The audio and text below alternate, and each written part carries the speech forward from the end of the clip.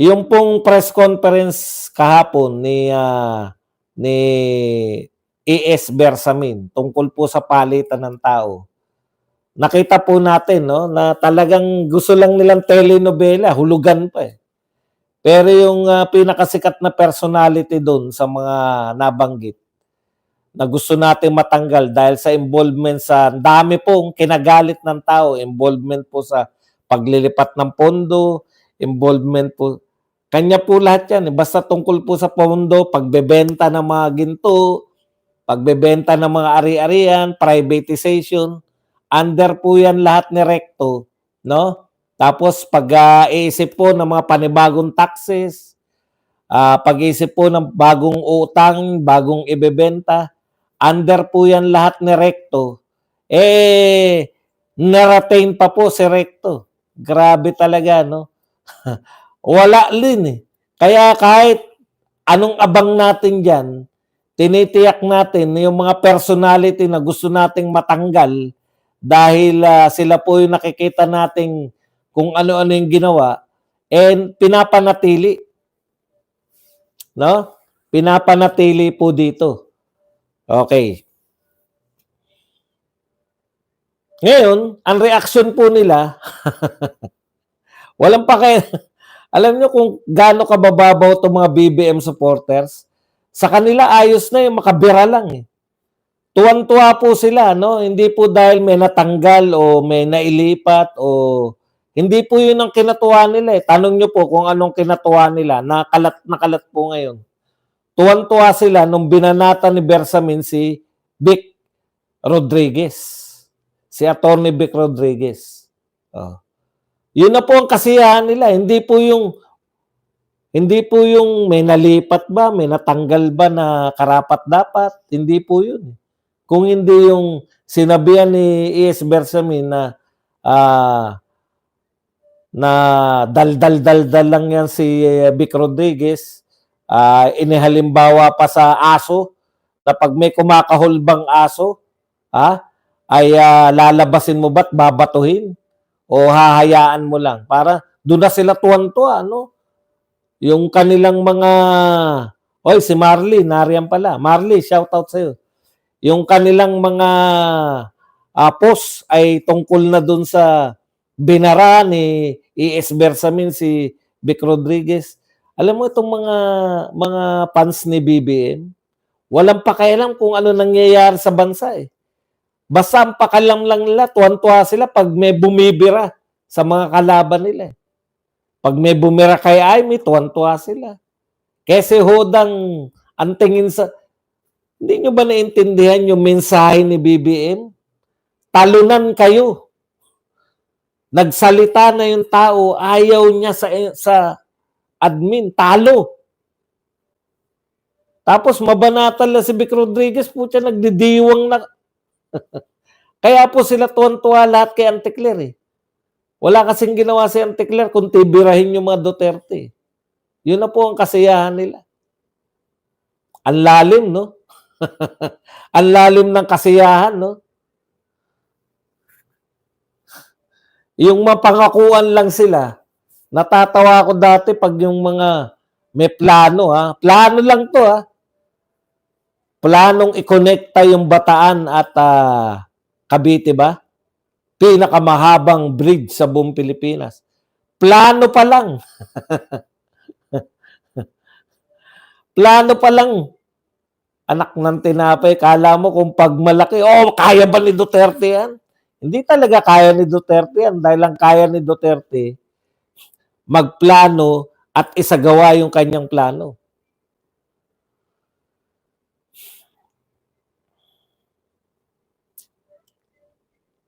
Wag niyong kakalimutan sa Lunes na po ang aming Birada Agila. Ayan, mapapanood niyo na kami sa radyo. Ibang klase, no? Ibang klase na ngayon eh. Panoorin niyo kami dahil may radio program kami. Wala pa nga kaya hindi po natin pinagmamalaki. Alam niyo po ba 'yun? Ang plano po na-realize natin kay Tatay Digong, ang plano walang silbi ang plano na yan. Kinakailangan po yung plano, no? Kinakailangan mapondohan, kinakailangan masimulan, kinakailangan nadadaanan na bago ka magbunyi. Sa dami po ng napagawa ni Tatay Digong, hindi na po tayo nalulula sa plano. Hindi lang po political will yan. Budget po pinaka-importante dyan. Sino magba-budget? At natuklasan po ni Tatay Digong yan. Kaya nga siya pinaka-effective. Kaya nga siya pinakamagaling na Pangulo. Bakit? Hindi naman po tsamba yung build ni Tatay Digong. Plinano talaga yan. Hindi po yan yung, naku, swerte ni Digong. Sinong presidente ang ayaw ng mga malalaking infrastructure? Lahat ng Pangulo gusto yung malalaking infrastructure. Ang may kakayahan lang, si Pangulong Duterte. Yun po yung pagkakaiba. That's how you differentiate a true leader, no? From a talkies leader. Lahat ng leader natin before Duterte, magagaling sa talkies. Si Duterte lang yung kaya. Kaya yung talkies niya, kayang isagawa. Yun yung differentiation natin.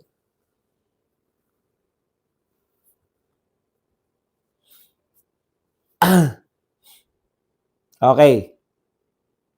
Punta po tayo rito. Hindi naman po, actually, bakit po maghiganti? Kung may paghigantihan si Marcos, hindi po yung mga Duterte. Kung may paghigantihan po si Marcos, yung mga Dilawan po. Hindi niya. Dilawan yung gumawa sa kanya na, kaibigan niya nga yung Dilawan, tsaka makabayan eh. Yung nagpabango ng pangalan nila, yung nagligtas sa kanila mula po sa pagkamuhi ng tao, yun ang inaway-away na naman nila. Ang galing, ang lakas ni Bam Aquino. Pwede ng kandidato, no? Opo. Ang galing ni Bam Aquino, pwede nang maging kandidato kasi number 2 eh. Ayan. Diyan kayo mamamali. Hindi po porket nag-number 2, iba rin po yung dynamics nung mga senators. Kasi 12 po yan eh. Iba po yung botohan na one-on-one, no? Isa lang ang mananalo sa mga tumatakbo. At iba rin po yung 12 ang mananalo kasi may mga paningit eh. Si Kiko at si Bam, paningit lang po sila. Napanood ko yung ano ni Sharon eh, yung kain nila eh. Sa mamahaling restaurant na kumakain ngayon si Kiko Pangilinan. Ganun po namin nakikita yung pagiging peke ninyo. Pag before election, pinapakita nyo na, wow, kumakain sa kaldero. Wow, kumakain ng kaldero. Wow, dagat. No? Pero pagkapanalo, papakita nyo na agad na ito mga kinakainan namin, yung mga hindi nyo kayang kainan. Kayong mga yagit. Ha? Hanggang pangarap nyo lang. Wala naman pong masama dun. Wala naman pong masamang kumain kayo dyan. Bilyonaryo kayo, afford nyo naman yan eh, di ba? Kaya lang, ang malungkot para sa amin, parang yung alam na nga namin na palabas lang, di ba? Ipamumukha nyo pa sa amin na once nanalo kami, eto na ang mga kinakainan namin. Yung mga hindi nyo kayang banggitin man lang yung pangalan na restaurant. Yung hindi namin mabanggit dahil kakaiba eh, di ba?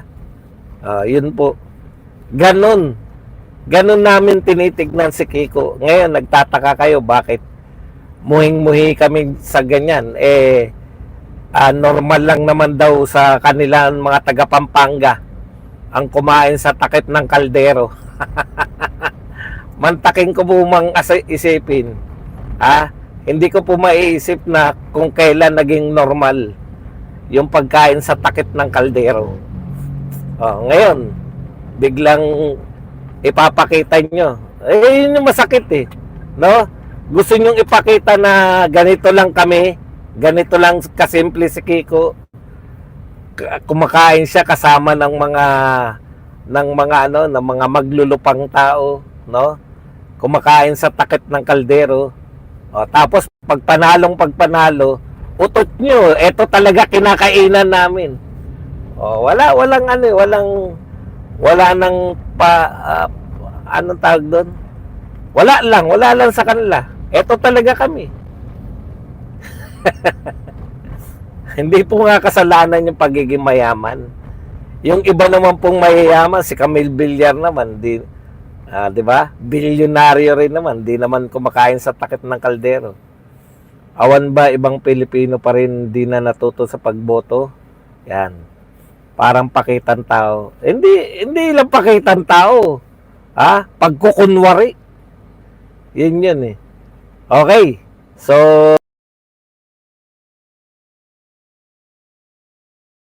narito na ang pinakaihintay na pagsasanib puwersa ng mga batikang political commentator mula sa balat ng social media galing sa masa. Para sa masa, kilalanin ang tampalang magpapainit ng inyong hapon sa mga usaping panglipunan. Hihimayin araw-araw mga isyong malagang malaman ng bawat Pilipino. Dito lang yan sa Brigada Agila. Brigada Agila. Samahan sina Brothers Travelers, VMR Channel, Badong Aratiles, Pambansang Loyal at Bistak Pilipinas.